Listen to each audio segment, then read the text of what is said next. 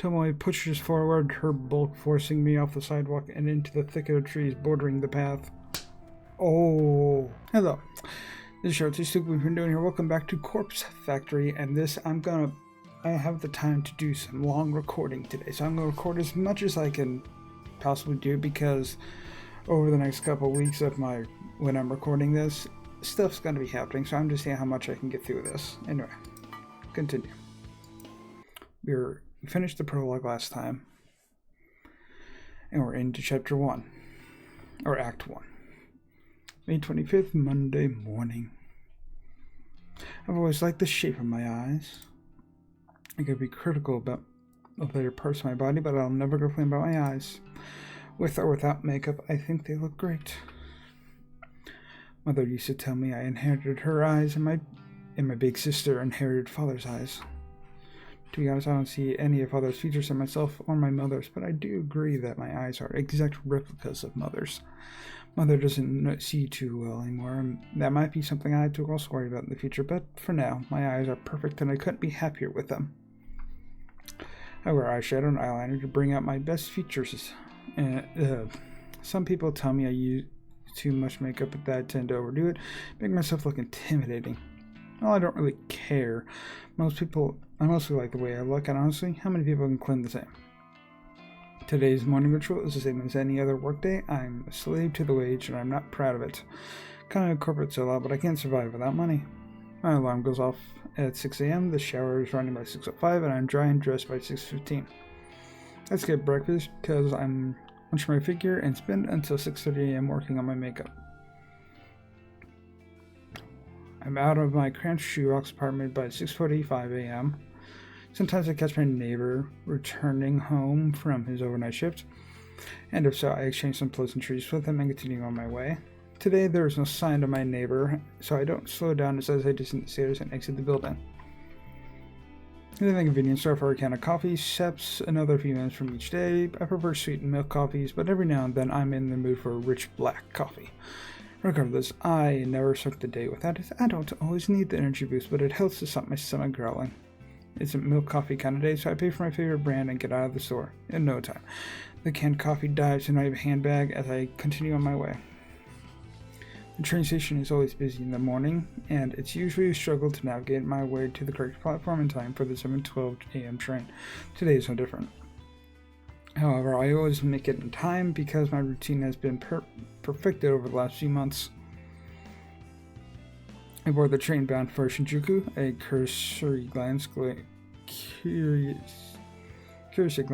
reveals there are no empty seats, so I push through the throng of bodies and stand against the carnage wall. Whenever there are seats available, I like to sit and read, but it's much more common to have to stand and stare at my phone screen like almost everyone else. When I do read, I read the classics: Stoker, Lovecraft, Poe, horror, Western horror. That is my favorite genre. And of course, my faithful translations into Japanese are as good as it gets. My English isn't nearly strong enough to read these novels in their original language. If I'm stuck staring at my phone screen, I like to stalk people online. Okay. Acquaintances or a few friends I have lead such boring lives. They post about the most mundane topics all day, every day, acting like they'll shrivel up and die unless they get the attention they seek. I find their dull, tedious lives simply fascinating. From here in the city of a glass veil, I can fulfill my voyeuristic fetishes and consume as much pointless information as I desire. Knowing every mundane tidbit of people's daily lives turns... Okay. This morning is the same as any other. I sit down at the phone held in my frail hand. My fingers move of their own accord, scrolling and tapping against the backlit display, pausing, pondering, pouncing on any post or picture that my pupils haven't yet consumed. Standing in the train carriage, packed to the gills with people, I can't help but feel my face getting flushed, or see my breath escaping my lips. I digest post after post, photo after photo, memorizing the comings and goings of every single person on my noise activity feed. I catch my breath, breathing getting heavier, I gasp, becoming short and sharp. Ray went to the dentist yesterday for a root canal. Mizuno shares some photos from her international vacation. Kawahara objects to owning pets and thinks all animals should be free. My cheeks glow crimson, my chest begins to rise, fall quickly. I clutch the collar of my shirt, knuckles wetting, knees shaking. A few people on the couch start to move away from me. but I barely notice them. My fingers keep scrolling and I hit the jackpot. New post from a coworker from my office. Tomoe Watanabe. She's a gal girl, the type of heavy fake tan, bleached blonde hair, and questionable clothes. I hate her, but I love her post. This morning's update reads, Tomomo, 53 minutes ago, just found this corpse girl website. Such fake bull. Waiting to meet a bitch to try it on. Tomoe just discovered a corpse girl's website, huh? It feels like squeal trying to escape from my throat as my legs turn to... What is with her? Walk underneath me. I can't take the excitement tomorrow. I had to force my phone from my hands and bury it at the bottom of my handbag. Deep breaths, Noriko, deep breaths. I need to calm down and control myself. Composure is key. I close my eyes and let a cool breath of air whistle through my slightly parted lips, feeling a little calmer and no longer ready to explode. I analyze the information I just read. Tomoe wants to try out Corpse Girl's website. That's good. It's very, very good. Rumor has it that you can visit the website and request the death of somebody you know. How and if the victim dies isn't known to the public. Because of that, some people are pretty quick to dismiss the site as a hoax. However, the most interesting part isn't how or if the victim dies, but rather what happens to the victim before they die. Supposedly, the victim received a photo of their own corpse. How this photo exists before the victim's life is snuffed out isn't public knowledge, but the thought of this phenomena occurring is utterly intriguing. Nevertheless, the site has been gaining popularity lately, at least in certain corners of the internet. Message boards like Noise Channel and other similar sites have picked up on the rumors and like to exaggerate the website's authenticity. The fact that someone like Tomoe, or the dense, dim-witted individual, has discovered the website means that it's actually more well-known than I previously thought. It means that people are actually talking about it outside the internet. Chances are good that Tomoe will try it out and request the death of someone in the office, a co-worker. Me, perhaps. She hates my guts as much as I hate hers. Finally, something exciting is going to happen in our dull workplace. The next station is Shinjuku. The doors on the right side will open. Please change here for the Chuo line, the Shonan Shinjuku line, the Saikyo line. As the automated announcement reads through a list of connecting train lines, I get ready to disembark. The train pulls to a stop and I contort my body around the other passengers to an attempt to exit the train. Finally free of the tangled mess of flesh, I hasten my pace and navigate through the labyrinthine station. I take the exit closest to my office and settle into a slower walk on time, and I never desire to reach the office any earlier than needed. It doesn't take long for the looming office tower to enter my field of vision. 32 stories of offices, all crammed into one sleek, slim tower. The name Temujin is stamped across the structure in gigantic block letters. If you're looking for this building in Shinjuku, you can't possibly miss it. Temujin carries the title of Japan's third biggest bank corporation. It's a gigantic company with other branches in Kyoto, Osaka, and Sapporo, Fukuoka, and a dozen smaller cities I don't even remember. I've worked here for close to 3 months now. Not a long time in the grand scheme of things. That said, I'm only a temp and all I do is data entry. I work on the 14th floor along with about 60 other junior employees, including gal girl Tomoe Watanabe. I don't speak to many coworkers. That's the way I like it. When I reach the building, I enter through the giant double sliding doors. I find myself in the familiar lobby. Comfortable couches line the wall, circling a reception desk, 4 large elevators are tucked away in a nook behind the reception desk. It's already busy this morning, though to be fair, this place is packed all the time. I avoid the crowds of sharply dressed business people, feeling a little out of place in my semi-formal shirt and skirt. Ducking into a newly opened elevator, I tap my employee ID card to a backlit panel and press the button for my floor. The doors close and the elevator begins its smooth ascent. I am surprised to find that I'm the only one traveling up. I reach my floors and listen to the soothing chime as the doors open, revealing the open, loud office before me. A static drone of workplace noise fills my ears. Noise is constantly highlighted. Conversation, ringing phones, fingers tapping against keyboards, photocopiers, even the steady, slow hum of the air conditioner contributes to the overall din. I make my way to my desk, stationed in the middle of the floor and surrounded by a dozen other identical desks. As I walk, somebody taps me on the shoulder gently. Good morning, Kurosawa. Shinya Fujikawa, my senior, though he's really only a couple of months older than me. He's worked here for a whole year after taking an internship straight out of senior high school. He's not an intern anymore, though. I'm not quite sure of his job title. Morning, Fujikawa. How was your commute this morning? Fine. Same as usual. That's good to hear. Did you read any of your novels? He's referring to the horror books I like to read. I can tell from the tone that he doesn't exactly approve of the subject matter. I've known Shinya since junior high. We go way back, but I wouldn't exactly call us friends. However, he is the one that landed me the job, even though it's just a temporary contract. I've always had the feeling that he's a bit sweet on me. I could be way off the mark, though. Well, I couldn't get a seat on the train today. Too hard to read while standing. Ah, that's a shame. You, still haven't accepted my, friend request, did you know? I have to fight the urge to romance. He's a nice guy, but we were connected on Noise once before and I had to delete him. He's super obsessed with his father's detective work, and all he ever posts about is his assumptions and theories on petty crime cases.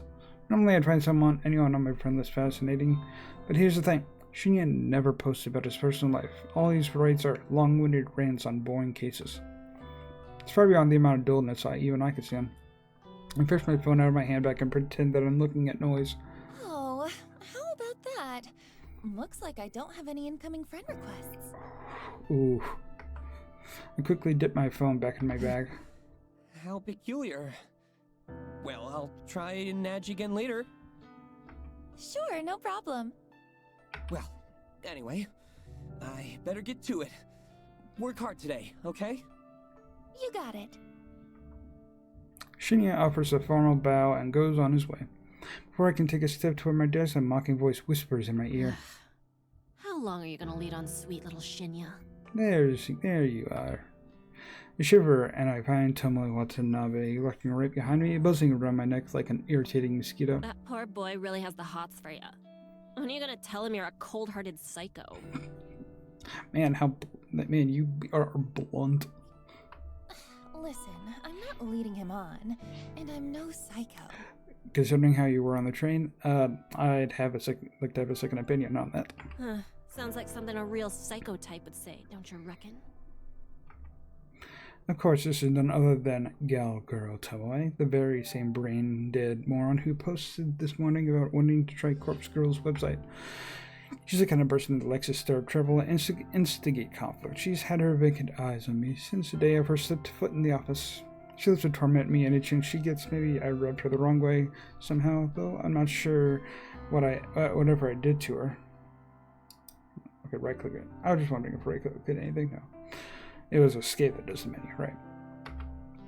Even though she's a data entry temp like me, she's worked here just a little longer than I have. Unfortunately, that means I have to defer to her as my superior in this professional environment. She knows as much and likes to take advantage of the fact as often as possible. It's funny, you know. You don't look like the type of skank to lead on a goody-goody like Shinya. I told you, I'm not leading him on. Man, is everyone an asshole in this game? Well, if you're not interested, maybe I'll take him out this weekend and tongue him at the cinema. Jesus. Gross. Do what you want, but I doubt he's into someone with your, looks. Oh yeah?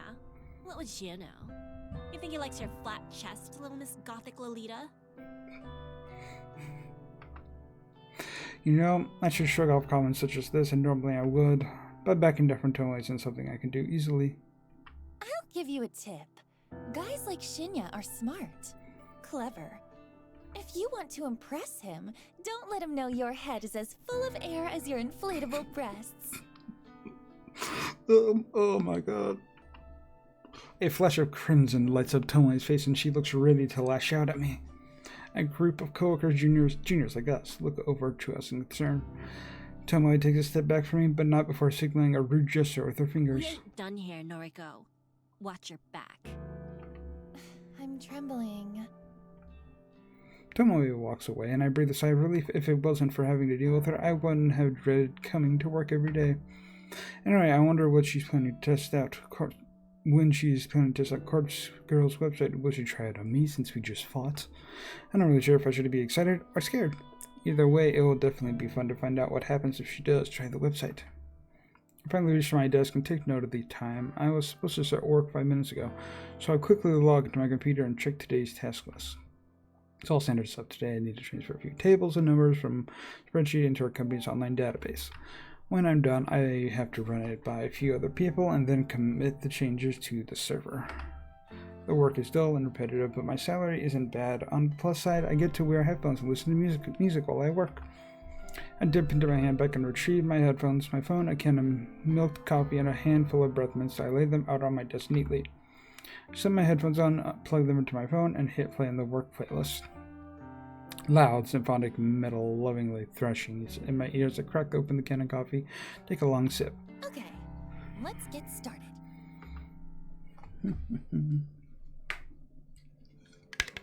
And are we back home? Yep, okay. Return home to my car, current apartment after work. Did I read that? I don't remember. The place is eerily silent. I stark contrast to the bustling office where I spend my days. Throwing my handbag under the tiny coffee table, I pick up my laptop and sit on the couch. I lie back and get comfortable, letting the laptop rest on my stomach as it boots up. A welcome screen loads up, so I click a couple of times and open my web browser and then head to very specific website saved in my favorites. Oh, okay, Corpse Girl's the Corpse Girl website. A cute dancing zombie girl is animated on the top of the page, a peculiar irregularity that always makes me giggle. I noticed that the page view counter at the bottom of the site is nearly the same as it was yesterday. There have been maybe 4 or 5 new visitors. I heave a sigh. The website isn't as quite that well known after all. That begs the question, how did Telmo discover it? Well, never mind that. My eyes scan the website's content. Requests to death. Big, bold letters headline the site. The intention couldn't be clearer. Further information on the site is sparse. Brief instructions tell the user to fill in the victim's phone number and upload a photo. Aside from that, there's not much else to mention. It doesn't even ask for a name. After scanning the site, it doesn't ask for a name. I thought...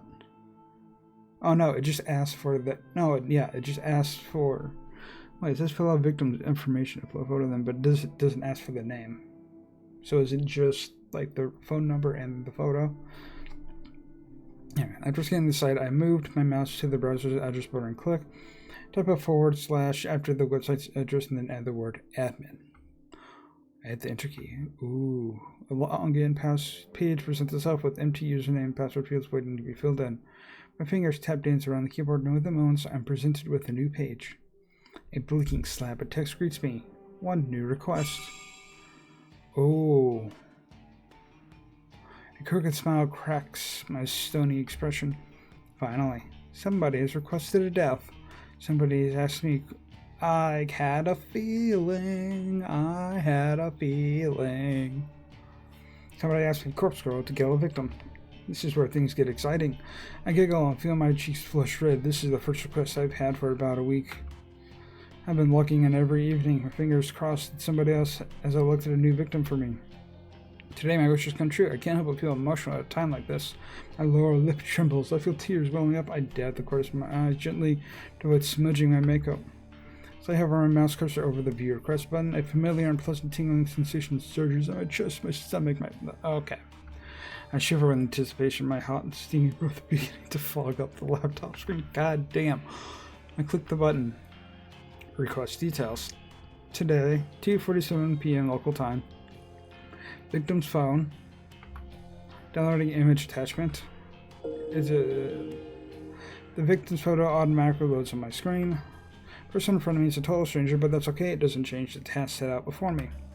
A woman, rather plain, in her early 30s. She's well dressed with minimal makeup, and she's not really putting her personality on display. It's a nice photo, better quality than some of the images I've received in the past. In fact, the photo looks like a corporate ID picture. I wonder if it was downloaded from a company database or website. Well, the source of the photo doesn't matter. The simple fact of the matter is that somebody has made a request for this person to die.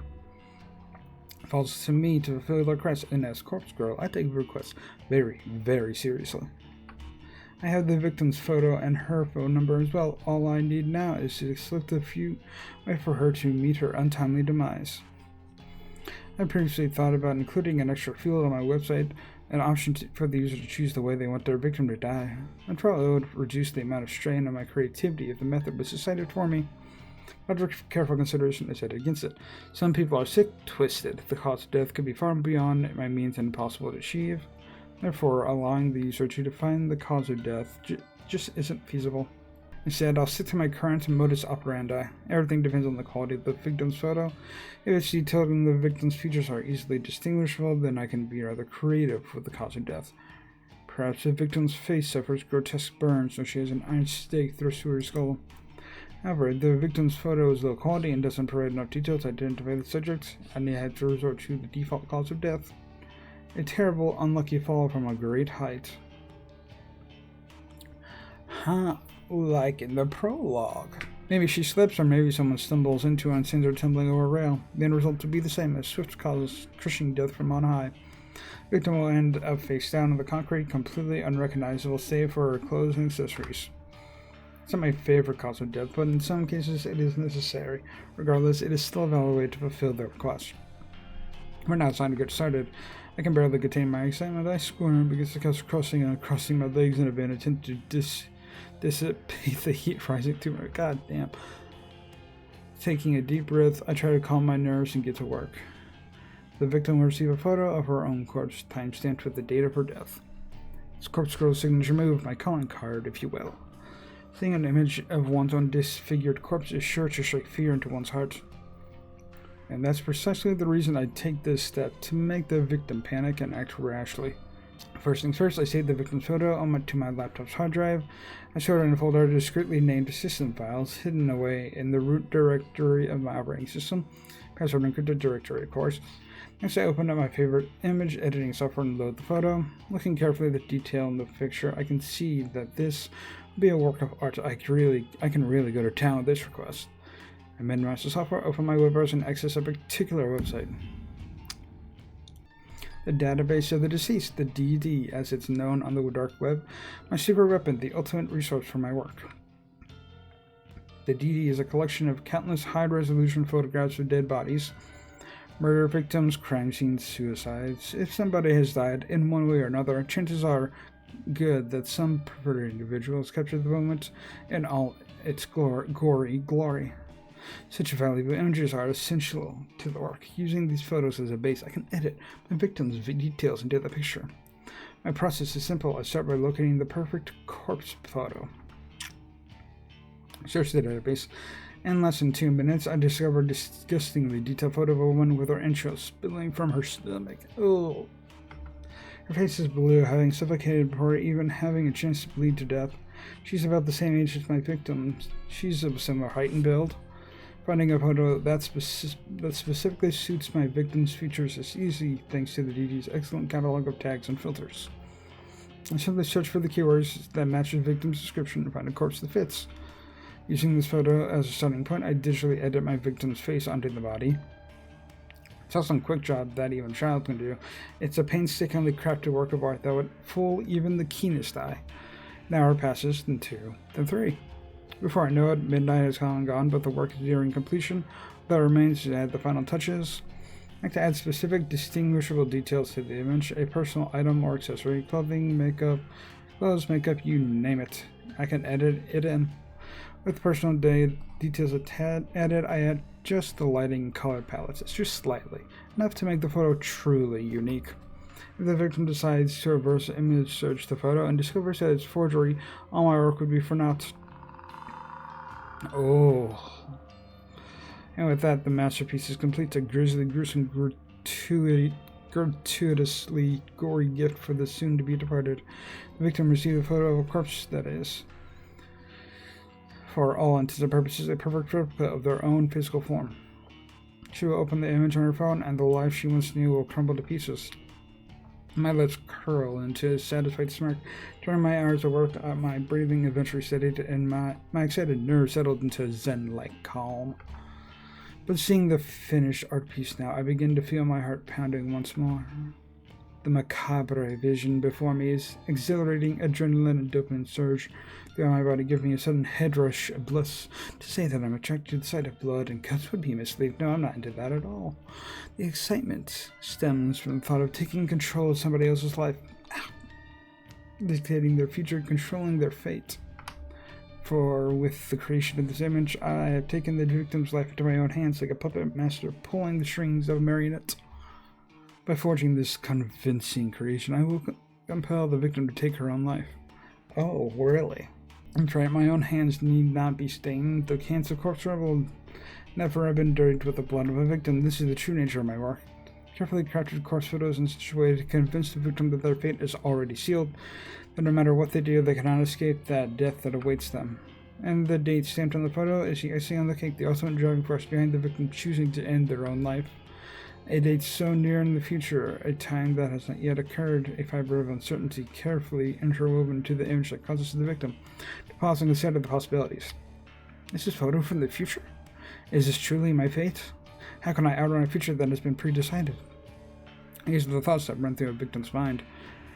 Despair and dread flood the senses. Overwhelming anxiety gives way to calm acceptance. This is my dead body. This is how I die. Why should I fight it? And when the victim's last vestige of resistance gently breaks, like a spider's silk spiderweb being torn by a cold breeze, they finally give in. They invite their end. This is the way it will go down for this woman, this complete and total stranger. I'm confident, certain, convinced. Ooh. It was a sudden spark of inspiration that guided me to begin fabricating corpse photos about a year ago. I can never quite recall exactly what it was that spawned the idea. Sometimes I get close to remembering, but the recollection dances at the edge of my mind. I slips back into the darkness. Regardless, I ventured down a dark and dangerous path. I built Corpse Girl's website and invited strangers to request the deaths of people they knew. It was a sales tactic, simply a way to encourage users to submit images. I had no intention or means of ending lives. Little did I know of the true power I wielded. I only intended to create corpse photos and to send them to people for fun. It's still fucked up. That's still fucked up. I wanted to startle and scare some unsuspecting fools. It would be a lie to claim that I didn't get off on it. A lot of people shrieking in fear at the sight of their own corpses more than delicious. It sated my budding lust. It filled the dark hole in the depths of my soul and gave me purpose. Never in a million years had I dreamed that one of my corpse photos would result in the death of another human being. I'll never forget her name, Ruri Hatano. 20-something slim, gorgeous eyes that took my breath away the moment I gazed upon her portrait. She was the first person to make me feel bad about crafting hoax photos, the only person to make me feel bad about it. I did anyway. Corpse Girl never rejected a request. It's her, my conviction. I forged a beautiful rendition of her death. Next to some rather macabre source photos obtained via the database of the deceased, I strung Rue's corpse up in a field like a ghoulish scarecrow. The photo was incredible. It was my 5th or 6th work. The 5th or 6th time I used her Corpse Girl's website requested her death. Ruri Hatano died just hours after receiving the photo. I don't know why. I don't know if she killed herself or if someone murdered her. I don't know one thing. Ruri Hatano's body, her real body, was found in a field hanging like a scarecrow surrounded by crows. Her eyes had been gouged out of her skull and her stiff fingers clutched her phone tightly. According to the news report, her phone displayed a familiar image, the very image I created of her corpse. When I first learned of Ruri's death, I was overcome with varying emotions. I felt sick, elated, disgusted, overjoyed, depressed, of course. Had I somehow caused her death? Was Corpse Girl responsible for taking life? Even though my hands weren't stained with blood, I still felt responsible. A lurid truth descended upon me at that moment. Corpse Girl held the power to end lives, and the more I dwelt on the fact, the more obvious it became to me. I began to feel the power pulsing through my veins, storming in my blood as my heart pounded within my chest. I can't explain how the power works. I don't know why I have it, but somehow the corpse photos I create can compel a victim to end their own life, or compel someone else to end it for them. Ruri died in the way that I envisioned. Her dead body matched the fake photo I painstakingly crafted. And I didn't even have to leave the safety and comfort of my apartment to ensure her death. Corpse Girl's power is real, extraordinary, and I vow to exercise that power as frequently as possible. Ruri Hatsuno died last year. Since then, I've been chasing that rush, the thrill that comes with snuffing out a soul. It wasn't that hard to grow popularity Corpse Girl's website after that incident. Particularly dark corners of the internet gobbled up the news with enthusiasm, and the site saw an influx of new visitors. And on a few occasions, I even overheard people in the real world whispering about the mysterious website that lets you request to death. I've crafted corpse photos from dozens of requests. Each photo is more convincing and realistic than the last, thanks to my ever-evolving skills, but none of my recent attempts have been successful. Not a single person has dropped dead since Ruri Hatsuno. I begin to wonder if Corpse Girl's powers have fizzled out, or perhaps I never had any power to begin with. Maybe Ruri's death was simply a fluke, a morbid coincidence. And I spent countless hours doubting myself, doubting Corpse Girl. I've tried so hard to replicate that one success. Every time I receive a request, I do the same thing as I did in Ruri Hatsuno's case. I edit the photo of the victim, create a convincing corpse photo, and I timestamp it with the time of death. I send the photo to the victim, then I leave the rest up to fate.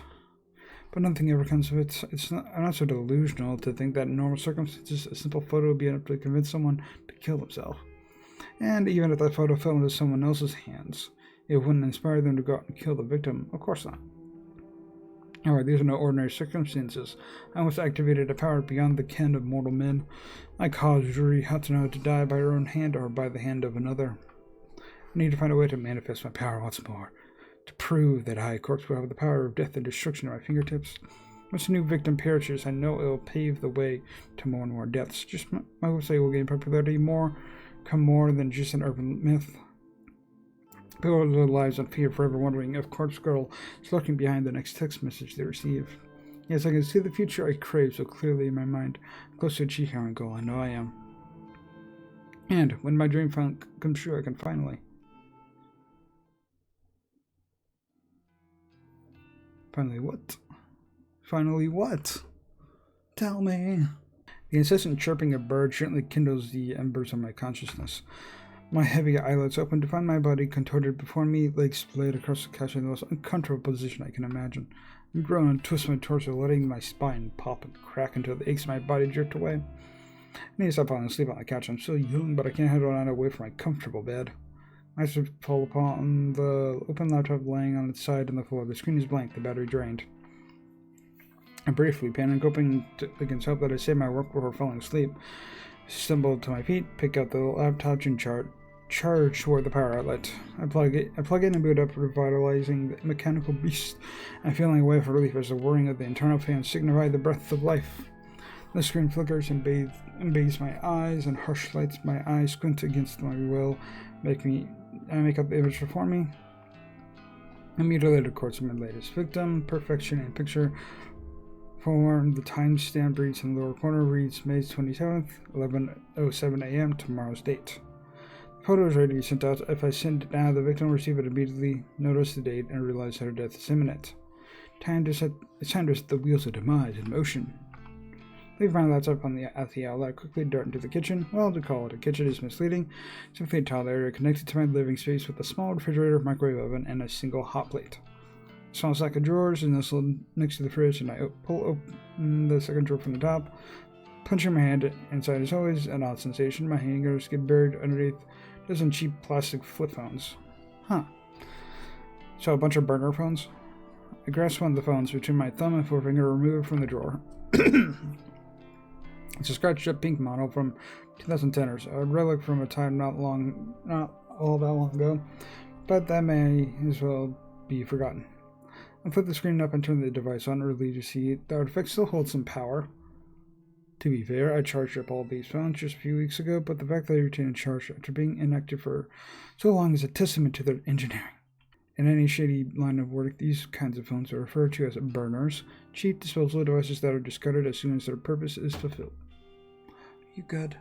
I acquired them by rather unsavory means, but that's neither here nor there. I use these photos to send out the photos I make. By doing this, I avoid using my personal phone and thus prevent anything from being traced back to me. When a photo has been sent, I keep the burner phone for 24 hours just in case the victim sends a reply. I know I'd get a good laugh out of that. Of course, I don't keep the phone on my person. I just store it in an old shit out back of my apartment building. When 24 hours has passed, I remove the phone's SIM card, snap it in half, and discard it with the combustible trash. The phone itself gets smashed and trashed in the dumpsters outside the convenience store. I also delete the photos off my hard drive and clear my internet history. Obviously, I don't even use my own internet connection at all. I leech off my gullible neighbor's Wi-Fi. He's under the impression that I can't afford my own internet connection, whether or not I convince him of such is irrelevant, so he's happy to share his connection with me. Should the police ever try to track my actions, they'll only be alleged trick to my neighbor. I've gone to great lengths to ensure my actions are untraceable. This has all been in anticipation of my inevitable success. Looking down at the pink phone in my hand, I clear my mind and focus on the task before me. The photo is transferred easily from my laptop to the burner phone. Once complete, I open the text messaging app and enter the victim's phone number. I leave the message field blank, but I attach the photo, of course. The victim will receive an empty text message from an unknown number with only an image attached. The message is just about ready to send, but there's one more flourish I'd like to add. I open a particular app I previously downloaded to every burner phone. It's simply called Number Mask, and it's one of the most ingenious apps I've ever used. The app asks for the number I want to use. I punch in my memorized trademark 666 33666 22666 44666. Now when I send a text message, the receiver will see these numbers appear on the caller ID. Not only does it mask the burner's real phone number, but it's an extra calling card to help boost my infamy. I smirk, my thumb hovering over the send message button. This is going to be my long-awaited victory. The second victim to end up dead. I just know it. This is the stepping stone to my success, the second of many bodies that will pave the way to my glory. I send the message.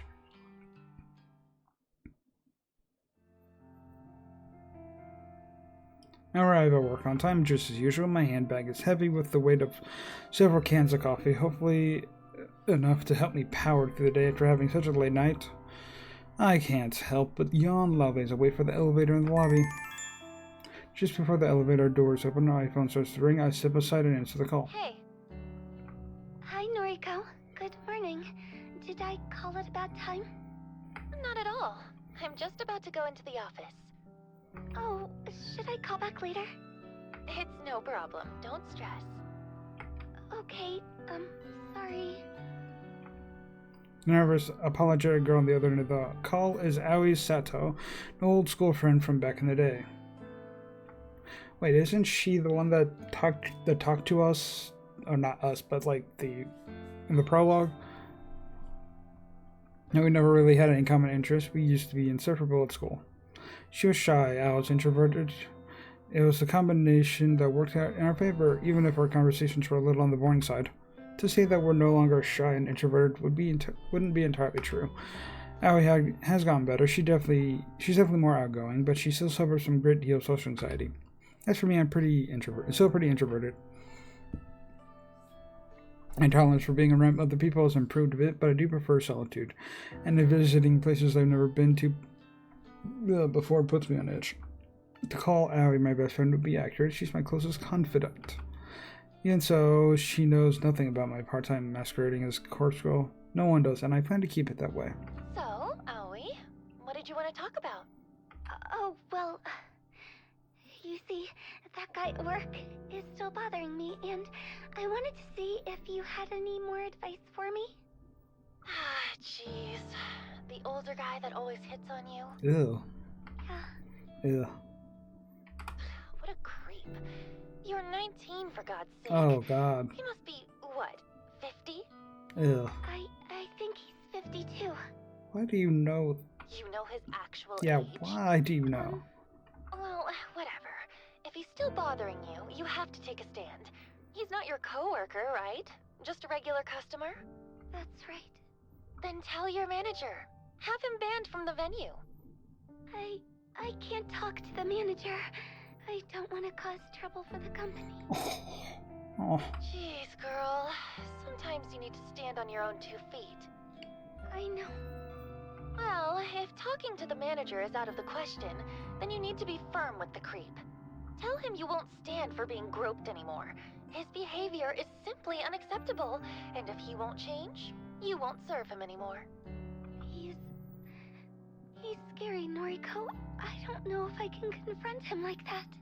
He's always drunk. even before he comes into the place. I try not to serve him too much, but... Are you sure you can't quit that stupid job? Working at a maid cafe really doesn't suit you at all. I thought you wanted a government position. I do. I want to work in a cozy office, kind of like you, but you know I don't have any qualifications. Why don't I see if there's anything open here? Maybe Shinya can help out. He got me this job, remember? Shinya, maybe.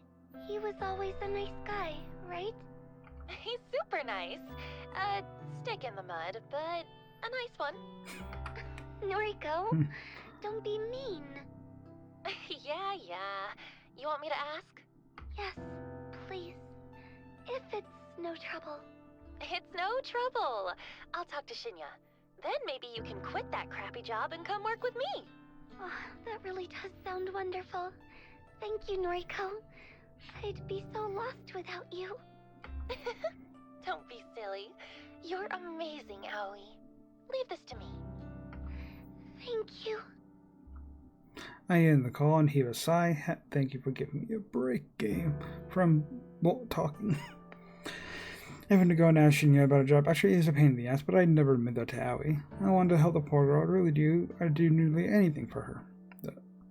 The elevator arrives at the lobby, and I step inside as soon as the doors open. Good morning, Kurosawa. Fujikawa. Good morning. Shinya takes me by surprise as I exit the elevator. Has he been waiting for me here? I wanted to catch you before we sit down to work. I sent you another friend request. Can you make sure you got it this time? Okay. Oh, yeah. Okay. What am I supposed to do when he puts me on the spot like this? I'm trying not to go and get my phone out and open up noise. It's possible to hide my screen from Shinya's piercing gaze. Well, what do you know? I have a new friend request. Oh, great. It worked this time. Go ahead and accept it, please. He is a little forward. Yeah, with his sure thing. He's a little forward with his stuff.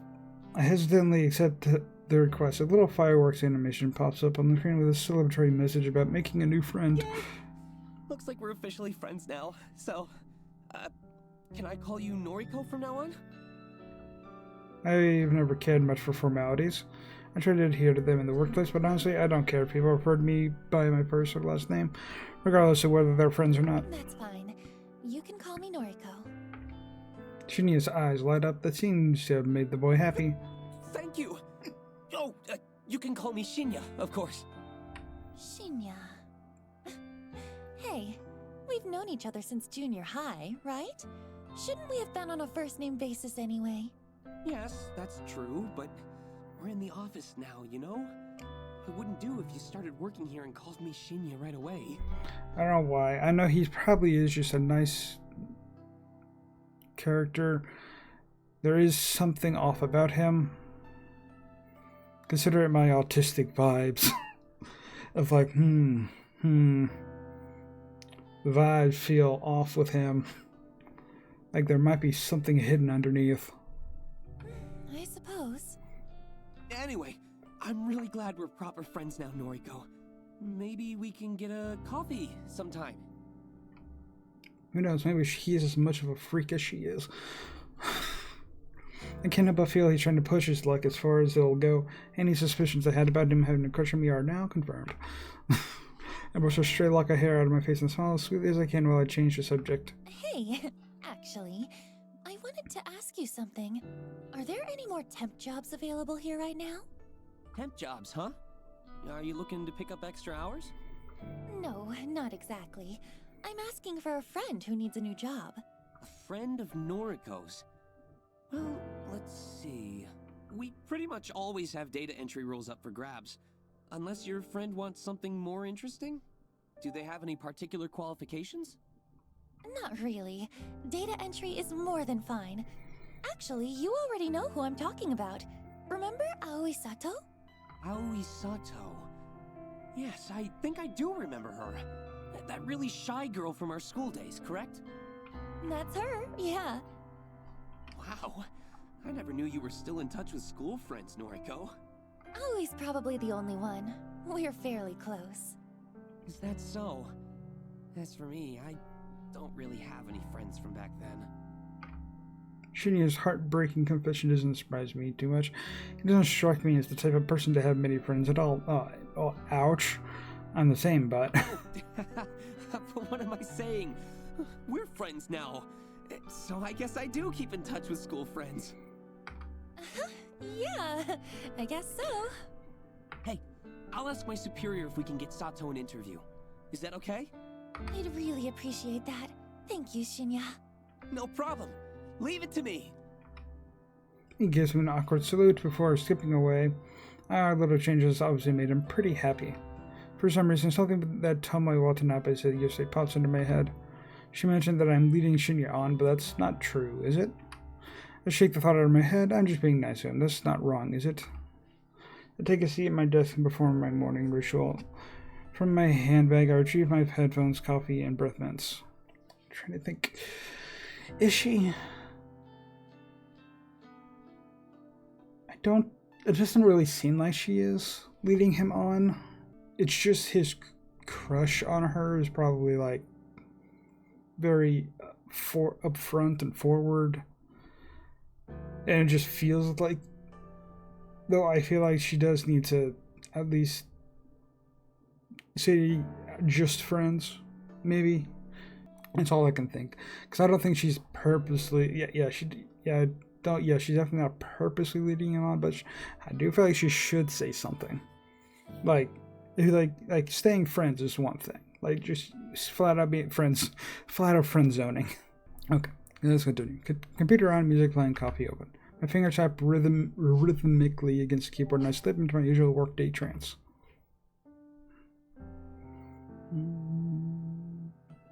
So, I see that you're connected with Shinya on noise now, huh? My walk to the train station is interrupted by a familiar grating voice. Sounds like both of you are getting on pretty well. How did you... Of course, Tomoe and I are already friends on noise. She would have seen the notification when I accepted Shinya's request. It's actually kind of strange that Tomoe and I are connected through the app. We added each other on my first day at work before I learned how much of an intolerable excuse for a human being she is. And not like you're one to complain. We simply never deleted each other, even after all these months. Her posts are entertaining anyway. And since I rarely ever post anything myself, she probably forgot we were connected at all until today. Now look, don't get me wrong, you hear? I ain't actually interested in Shinya. Nah, I'm real happy for you both, like. But what I can't stand is a skank like yourself getting some while I'm over here all dry like a desert. What the hell are you talking about? It pisses me off that guys just sluts like you, and you barely have to put in any work. Meanwhile, nice girls like me gotta put in so much effort to even get noticed. You think all of this is just natural? I put so much effort into how I look, you know?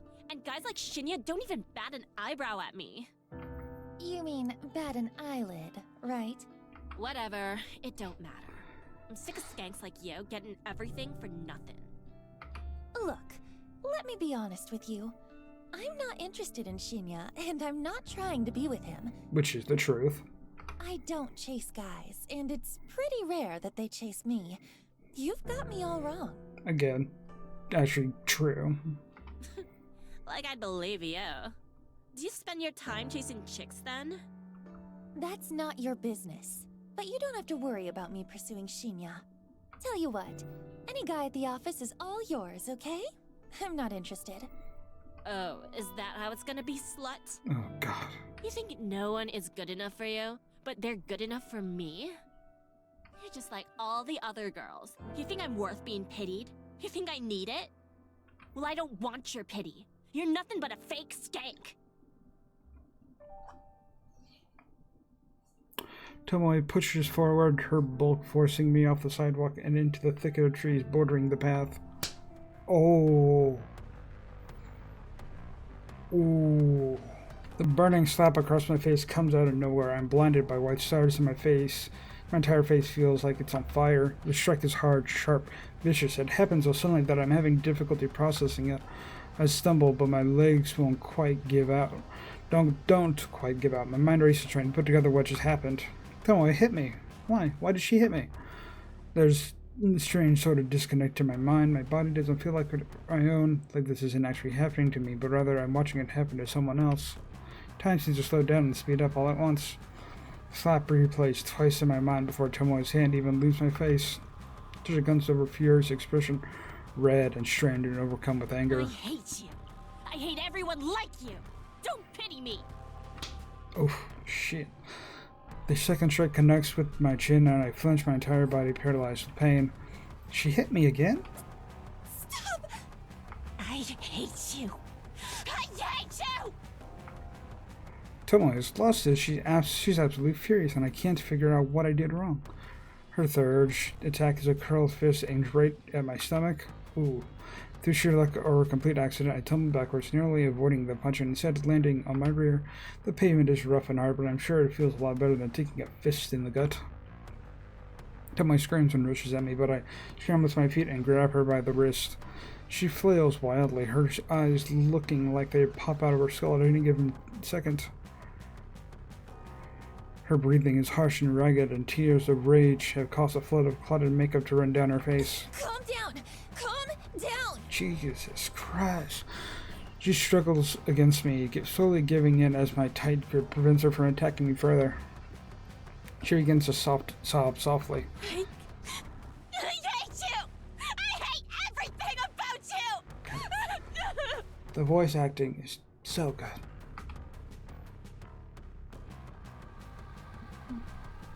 With a great pull, Tomoe frees herself from my grip. She steps away, cursing, and then runs past me. I blink in disbelief as she breaks into a sprint, heading in the direction of the train station. I use a hand on my tender face and touch it gently. The stinging sensation is completely new to me. Never before have I been attacked like that. What the hell was all that about? I can't believe she hit me.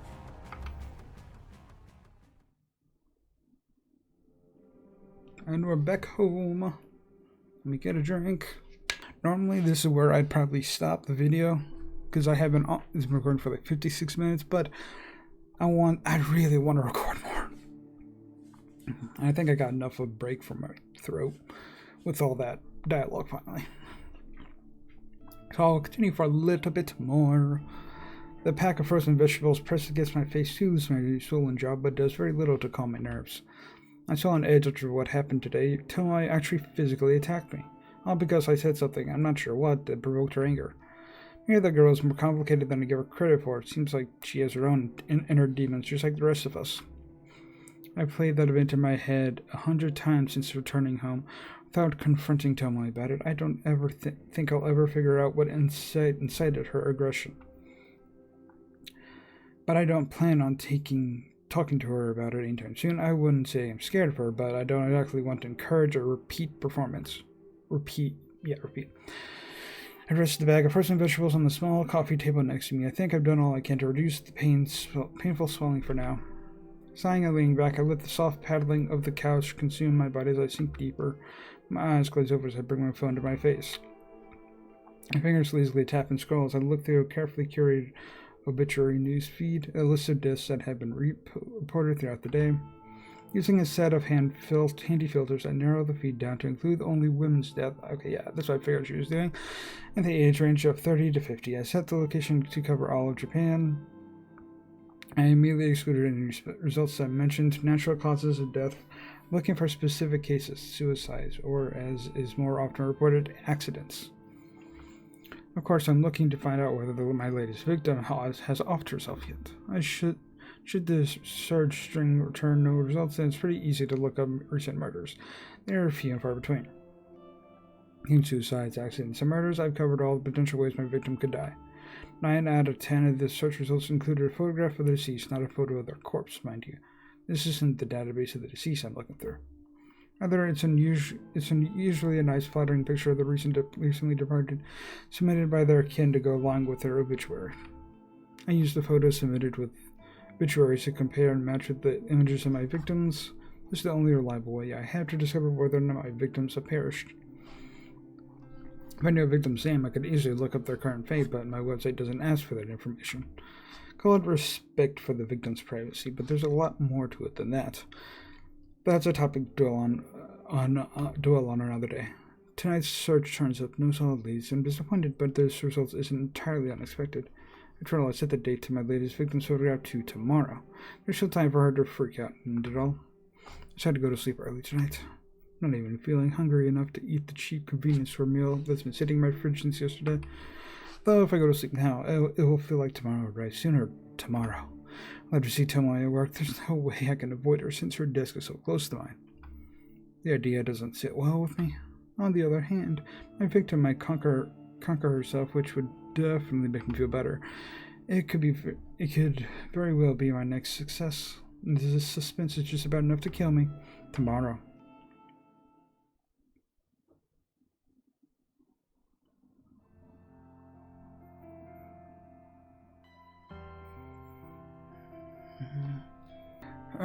Yeah, I can maybe like 15 more minutes or something. I don't know.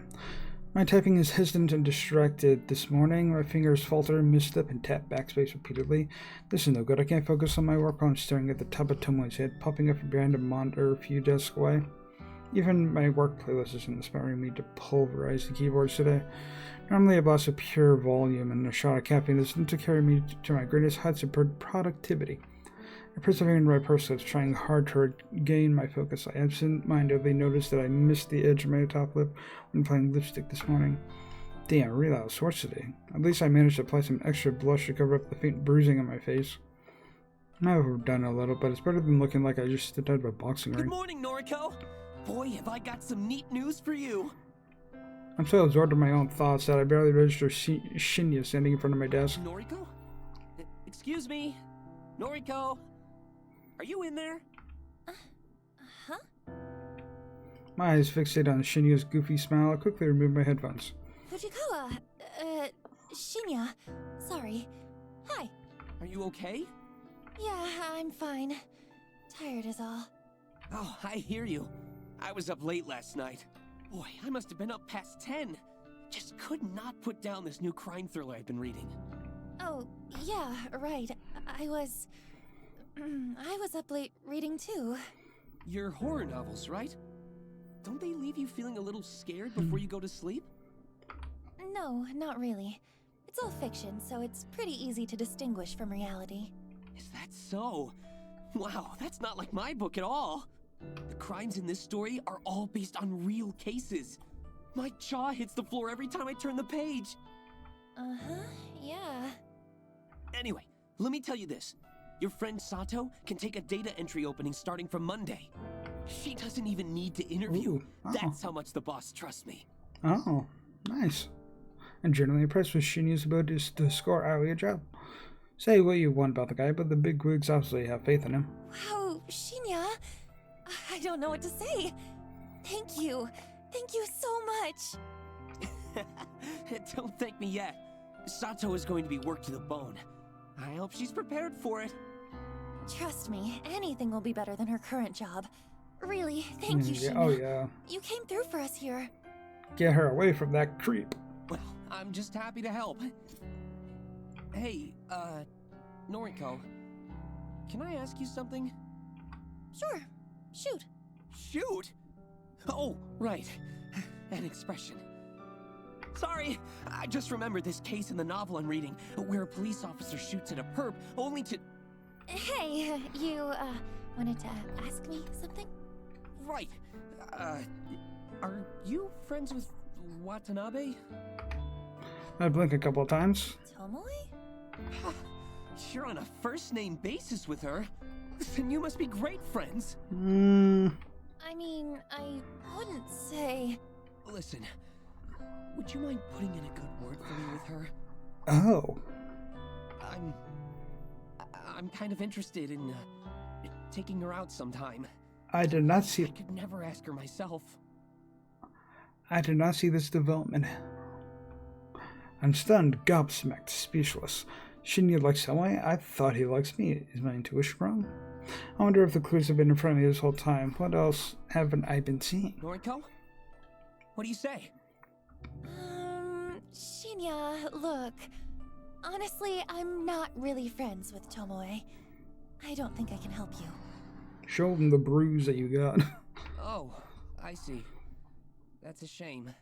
I thought maybe you were close. Darn. I guess there's not much to be done, is there? Even after I helped you and Sato out and all. Oh, don't you dare. Is he seriously trying to get... Okay, I knew... I have to hand it to him. I didn't think you had him. Well, I suppose you can just tell Sato to start work on Monday morning. Guess I'll see you around the office then. Man, if Tomoe just gave it like one more day, she would have had her wish of going with him, being out with him. If she just needed to give it one more day instead of fighting.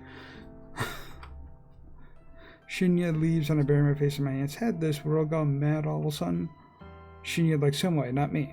It's not that I'm disappointed. Hell, I don't even have feelings for the guy, but for him to be interested in someone vapid like her just blows my mind.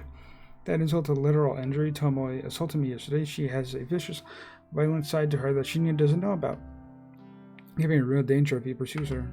I'm completely unable to process what I should do. Shinya scored Aoi a job, and I'm truly thankful. Do I feel like I owe him one? Should I ask Tomoe out for him or warn him about her? I need to clear my head. I decided to step away from my desk and visit the restroom. I feel a choice coming along. Though I have no need to use the restroom, I enter a cell and lock the door behind me. Staring on the toilet's closed lid, I lean back and exhale. I'm getting too caught up in office drama, and that's what the issue is. It's unlike me. I'm supposed to be stoic, unflinching. It's my ideology, my entire identity. My emotions are better locked away than stitched on my sleeve. I'm corpse sculpt for crying out loud. My purpose is bigger than all this. I'm destined for greatness. The day will come when people will fear my name, right? I shake the doubts from my mind and pat my cheeks. Doing all this for the right reasons I know I am. If I start doubting myself now, I'll never see my mission through. Oh, what the fuck? An unfamiliar jingle rings out through the restroom, echoing off the walls. It sounds like a phone alert, but where did it come from? It takes me a few seconds to realize that I have my own phone in my hands and it's vibrating incessantly. I must have grabbed it subconsciously from my desk when I stood up. The screen is lit up and the message reads, "One new article matches your custom filter. Dead body lol." Wait, what? The auto newsfeed I set up last night had actually located something? I hurriedly unlocked my screen and opened a certain app. Same app I was trawling through last night looking for obituaries. Little unread mail icons to the top of the screen, blinking and practically shouting for my attention. I hit the icon to read the information presented to me. Our article posted online today, 11:22 a.m. Oh, that's not that long, though. Keywords found: 3. Mrs. Accident numerical data range 30 to 50. Image data found: yes. Wednesday, May 27th. Miss Akane Tsurumaki, 36, of Chiba Prefecture, was pronounced dead this morning at her personal residence, 8:38 a.m. The chief coroner reports that Miss Tsurumaki was involved in an accident resulting in self-asphyxiation. Miss Tsurumaki is survived by her husband, Mr. Goro Tsurumaki, 42, and their daughter, Miss Fu Tsurumaki, 1. Oh god, she had a daughter. She had a 1-year-old. A funeral service will be held on Friday, May 29th. View image attachment. I hurriedly touch the button and gasp as the image loads. It's the exact same photo. Sorry, the photo is unmistakably the same woman. Plain features, little makeup, no signs of personality. Akane Tsurumaki, the latest victim to receive a photo of her own corpse. My breathing stops all of a sudden. I'm gasping for air, my cheeks on fire, my fingers numb. I did it. A meticulously crafted photo causes someone to end her own life. What am I hearing? Okay. An accident resulting in self-asphyxiation, meaning she died by suicide, strangled herself, or held her head down. an accident resulting in self-asphyxiation, meaning she died by suicide, strangling herself or held her head low in the bath. The news never reports anything as suicide. It's such a taboo topic in this culture. Everything is always an accident. All this time I've been trying to compel someone to kill themselves. My corpse photos constantly becoming more and more elaborate, more and more convincing and realistic. And now someone has died again because of me, because of Corpse Girl. I was right all along. I do possess power. I have power to end lives through my work, my art. I know it all the time, and I've finally proven it. Ri Hatano's death planted the seeds of belief in my mind, the belief that Corpse Girl is more than a mortal being. And now Akane Tsuramaki's demise has caused those seeds to blossom into pure certainty. Corpse Girl truly can end lives. It's a wonderful revelation. It relieves my turbulent mind. However, I can't get my finger to scroll back up to reread the obituary. My hands aren't functioning, my legs dangle lifelessly from the toilet seat, and my coffee from this morning is working its way back up my throat. I feel the sting of tears in my eyes. Sweat trickles on my forehead, dripping down the uncharacteristically thick makeup. All of a sudden, I can't breathe. My lungs refuse to take in any more oxygen. I panic and fall forward, miraculously slamming my hands into the saw door to prevent my head from colliding with the floor. My nails scrape against the door's enamel paints, peeling chunks of green from the surface as I slide down and down and down until my head rests uncomfortably on the damp tiles. Oh, hello. Oh, God. My eyes roll back and my tongue lolls out the side of my mouth, dangerously close to the tile floor, but completely out of my sight and mind. I taste foundation and blush, a little bit of sweat, nothing at all, as the still air envelops my T-spots. My photo killed that woman. That woman killed herself because of my photo.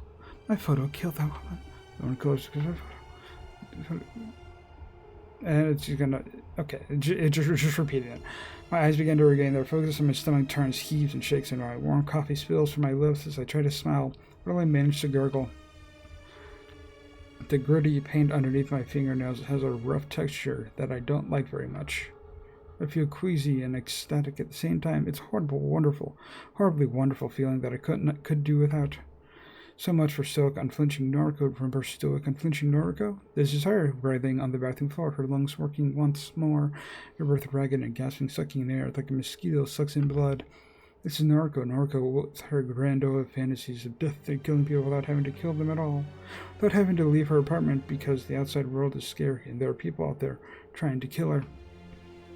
This is Noriko, me, the real me, acting tough and fearless when I'm crying on the inside, always sad, always miserable, always lying on the bathroom floor with my fists clenched and my phone resting in a puddle, my life slowly spiraling out of control. This is me. I did this. I killed that woman. She had a husband and a daughter, and some random person requested that I kill her, so I did. She probably didn't do anything wrong. She looked boring. She must have just rubbed somebody the wrong way. Maybe she didn't even know what she did, but just like how I rubbed somebody the wrong way and I don't know what I did, but Tony slapped me twice, hard, and it hurt. It must have hurt that woman too when she strangled herself. Oh my God. I killed her. I directly killed her for my indirect actions. She's dead now, and I'm alive. I'm still here lying on the bathroom floor of the 14th story of Shinjuku's Temujin office building, and I have paint underneath my fingernails, and Aoi is going to start to work here on Monday. But I did it. Jesus Christ, she is insane. When I did it, I killed her finally. After countless months of pretense of false starts, of failures, and disappointments, I killed somebody again. Corpse Girl strikes for the second time. Above all else, above this grime and muck on the floor and the tingling feeling underneath my fingernails, above all that, this feels good. It feels so good. Blood has returned to my legs. The pins and needles have faded, and my toes quiver beneath stockings and shoes, and electrical charge pulses down my thighs and dissipates through my feet. I managed to plant 2 hands firmly on the tiles and push myself up onto my wobbly knees and suck in air and breath, all of it back down almost at once. I feel dizzy and a bizarre warmth is welling up inside my stomach and chest. Oh, okay. Jesus Christ. I managed to steady myself enough to sit back on top of the toilet seat with my feet planted firmly on the ground and my hands resting in my lap. I tried to regain my sense of self. I might have lost my composure a little bit upon reading the news, but who could blame me? Everything I've worked for over the last year is finally starting to pay off. My second victim is dead. With this, Corpse Girl's popularity is sure to rise. More and more people will issue requests through my website. More and more people will receive corpse photos, and more people will... She killed herself. She killed herself. Oh, how I wish I could see the real body. If only I could see her mangled corpse drenched in sweat. Finally, peace. I noticed my phone is wedged between my wet fingers. I must have subconsciously scooped it up from the pool of muck on the floor. I tried to ignore the sticky texture clinging to the screen. My fingers no longer numb. I scroll up and reread the obituary article. Yeah, juicy. Miss Akane Tsurumaki, 36 Uchi Prefecture, pronounced dead this morning.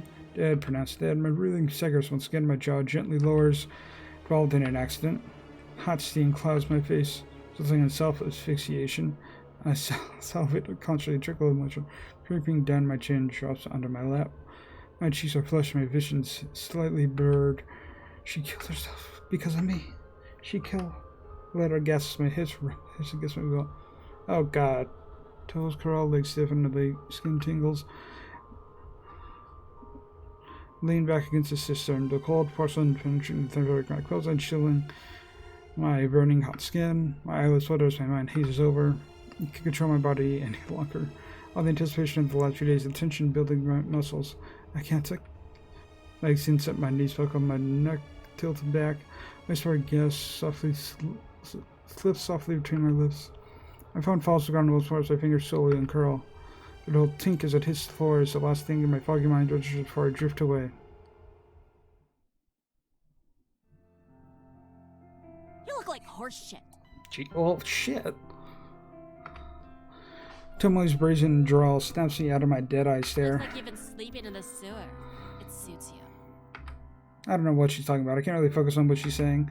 I realize I've been staring at my computer screen for about 20 minutes, barely blinking. My mouth is dry, so I've stopped producing... Yeah, because all of that left your mouth. Producing so altogether. A dull throb in my lap causing me to cross... Okay. Over the other and attempt to get comfortable. You know, I'm talking here. It's rude to ignore your superior. I swallow and attempt to moisten my parched throat before speaking in a cracked voice. Do you need something? Thought you should know that Shinya and I are gonna hit the town on Friday night. Turns out he's fancied me for a while now. In the end, seems like the better gal won, don't you think? Seems that way. Is that all? I can tell Tomoe is trying to get under my skin, but I'm honestly not in the mood to deal with it right now. I thought you'd be more torn up about it. I don't care in the slightest. Why don't you go sit back at your desk? Whatever. Hey, maybe I'll meet you after work again. Why? So you can attack me again? I realized my voice was louder than intended. A few people nearly tilt their heads quizzically. Tomoe takes a cautious step back. Your voice down, psycho. Stuff like that's between me and you. You assaulted me. I should report you to the police. Don't you dare. Lost for words, Tomoe turns tail and walks away. I sigh and lean back to my office chair. Why do I feel so exhausted? My mind flickers, piercing through fragments of memory from the bathroom a short while ago. I let myself get carried away in the exhilaration of my success. I temporarily stepped away from my own body and let my base instincts take over. But I'm in control now. I'm myself again. I'm Noriko, stoic and unflinching.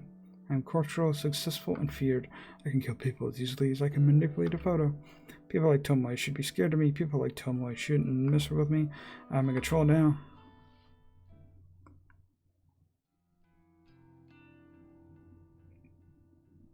Okay, I think that's good enough. The whole reason of me recording for longer than I probably plan to with this is that because there's a couple of weeks where I might just end up not having time to record anything. So it might be like a couple of weeks where I'm skipped. So I want to get as much as I could with this game as I can right now. Maybe I'll split this into two separate parts, and have that set up, or it'll just be one video. I don't know. I haven't decided yet. Anyway, hope you enjoyed this video for Corpse Factory Part 2. And yeah, don't know what else to say. This is an interesting game. Very interesting game. Anyway, hope you enjoyed. If you did, subscribe. Check out the stuff I do. See you next time. Bye-bye.